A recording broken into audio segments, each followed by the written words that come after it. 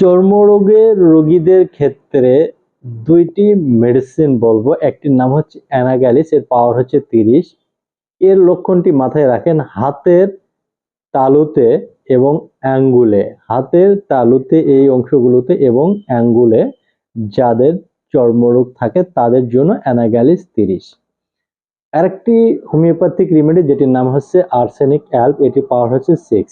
কপালে এবং মাথায় বেশি উদ্বেগ থাকে এবং খোস পাছড়ায় অত্যন্ত দুর্গন্ধ থাকে, এই জাতীয় ব্যক্তিদের ক্ষেত্রে আর্সেনিক 6।